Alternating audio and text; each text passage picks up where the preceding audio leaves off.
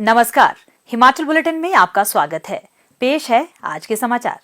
हिमाचल प्रदेश सरकार और हरियाणा सरकार के मध्य आज पंचकूला में हरियाणा के यमुनानगर जिले के आदि बद्री क्षेत्र के समीप हिमाचल प्रदेश में 77 एकड़ में आदि बद्री बांध निर्माण के लिए एक समझौता ज्ञापन हस्ताक्षरित किया गया। इस परियोजना के माध्यम से 215 करोड़ 35 लाख रुपए की अनुमानित लागत से सरस्वती नदी का पुनरुद्धार होगा।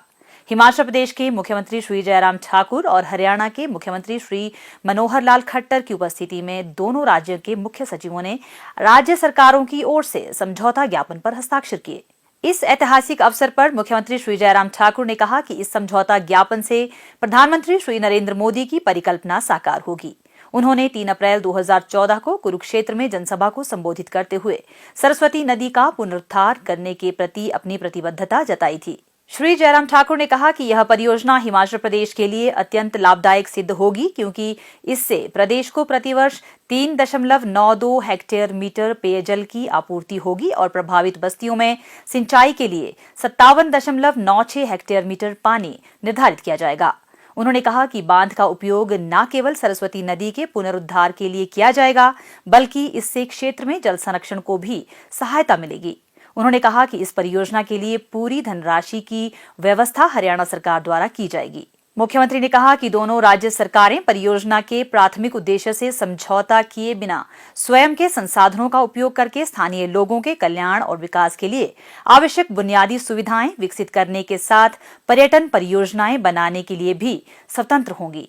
मुख्यमंत्री ने कहा, प्रस्ताव हमारे सामने रखा गया और हम उसमें शामिल होकर के मिल करके उस दिशा में करने की कोशिश कर रहे हैं इस प्रयास को, ताकि ये सरस्वती नदी जमीन पर दिखे और इसके अस्तित्व को जहां हमारे आज से पहले ऋषि मुनियों ने स्वीकार किया, आज से पहले इतिहास के हिस्सों ने स्वीकार किया और आने वाली जनरेशन, आने वाली पीढ़ी भी इसको स्वीकार करे, उस दृष्टि से बहुत महत्वपूर्ण कार्यक्रम आज का ये। आदरणीय प्रधानमंत्री नरेंद्र मोदी जी का सदैव इस बात के लिए प्रयत्न रहता है कि नदियों को जोड़ने की बात और नए कॉन्सेप्ट के साथ नई चीज़ों को लेकर के वो हमेशा सदैव शैली उनकी है, काम करने का तरीका, उसको आगे बढ़ाते रहते हैं। तो इस तरह से मैं समझता हूँ कि एक अच्छा एक प्रयत्न, एक प्रयास है हिमाचल के पानी को रोकने का भी, और जिससे हिमाचल के लोगों को भी बहुत बड़ा लाभ होगा।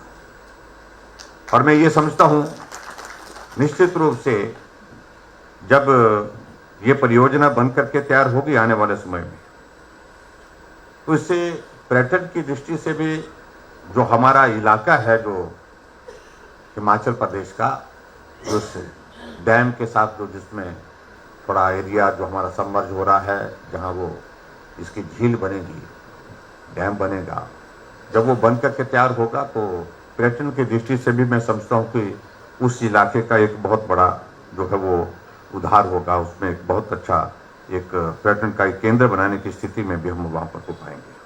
आदि बद्री बांध परियोजना से सरस्वती नदी फिर भौतिक स्वरूप में आकर हमारा कल्याण कर पाएगी। वहीं बांध का निर्माण शुरू होने से रोजगार के अवसर सृजित होंगे तथा पीने व सिंचाई के लिए भी प्रचुर मात्रा में पानी उपलब्ध होगा। हिमाचल और हरियाणा अपने यहाँ सरस्वती हेरिटेज पर्यटन प्रोजेक्ट विकसित कर सकेंगे। इससे पर्यटन में भी बढ़ोतरी होगी और जिससे क्षेत्र भी विकसित होगा और स्थानीय लोगों की आर्थिकी भी मजबूत होगी। मुख्यमंत्री श्री जयराम ठाकुर ने आज शिमला में राज्य कर एवं आबकारी विभाग के टैक्स हाट कार्यक्रम का शुभारंभ किया। इस अवसर पर मुख्यमंत्री ने कहा कि टैक्स हाट कर अनुपालन में सुधार के लिए अग्रणी तंत्र है।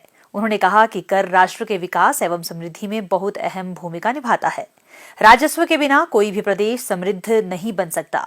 उन्होंने राज्य कर एवं आबकारी विभाग के अधिकारियों व कर्मचारियों की सराहना करते हुए कहा कि उनके निरंतर प्रयासों से ही प्रदेश का राजस्व वर्ष 1974-75 में 11 करोड़ रुपए से बढ़कर वर्ष 2020-21 में 7,044 करोड़ रुपए हो गया है।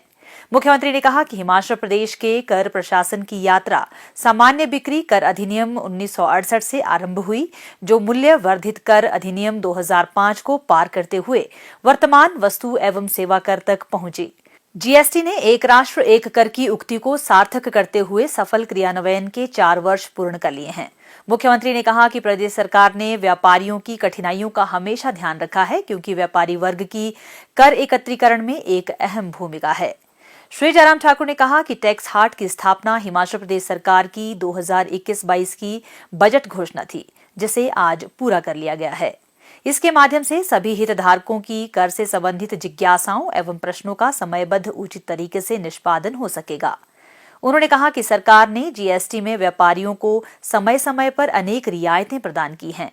छोटे हितधारकों के लिए पंजीकरण की सीमा वस्तुओं के मामले में 40 लाख रुपए व सेवाओं के मामले में 20 लाख रुपए रखी है, जो मूल्यवर्धित काल में 8 लाख रुपए थी। यह छोटे व्यापारियों के लिए बहुत राहत की बात है। उन्होंने कहा कि कोविड काल के दौरान सरकार द्वारा छोटे व मध्यम दर्जे के व्यापारियों की कठिनाइयों को ध्यान में रखते हुए रिटर्न भरने की समय सीमा में भी छूट प्रदान की थी। उन्होंने आशा व्यक्त की कि भविष्य में भी विभाग राजस्व संग्रहण व व्यापारी वर्ग की सुविधा की दिशा में निरंतर प्रयास जारी रखेगा। इस अवसर पर मुख्यमंत्री ने विभाग के लोगों का विमोचन भी किया। उन्होंने विभाग के ट्विटर व फेसबुक पेज का शुभारंभ भी किया। मुख्यमंत्री ने राज्य कर एवं आबकारी विभाग की 51 वर्षों की गौरवशाली यात्रा पर आधारित पुस्तक का विमोचन भी किया। इस अवसर पर विभाग की वेबसाइट के बारे में एक कर्टन रेजर भी प्रदर्शित किया गया। स्वास्थ्य एवं परिवार कल्याण विभाग द्वारा दोपहर 2 बजे जारी बुलेटिन के अनुसार प्रदेश में कोरोना संक्रमण की जांच के लिए आज 1228 लोगों के सैंपल लिए गए, जिनमें से 216 लोगों की रिपोर्ट नेगेटिव पाई गई है, जबकि 960 लोगों की रिपोर्ट आना बाकी है। अभी तक 42,19,932 लोगों की जांच की जा चुकी है, जिनमें से 39,63,939 सैंपल की जांच नेगेटिव पाई गई है। प्रदेश में कुल 2,54,964 लोगों में कोरोना वायरस के संक्रमण की पुष्टि हुई है, जिनमें से 2,36,255 लोग इस बीमारी से ठीक हो चुके हैं और 14,763 व्यक्ति उपचाराधीन है। हिमाचल बुलेटिन देखने के लिए सब्सक्राइब करें YouTube channel IPR Himachal, follow करें ट्विटर @DPRHP, लाइक करें Facebook page information and public relations department Himachal Pradesh, visit करें वेबसाइट www.himachalpr.gov.in। इस अंक में इतना ही। कल फिर होगी मुलाकात। दीजिए इजाजत। नमस्कार।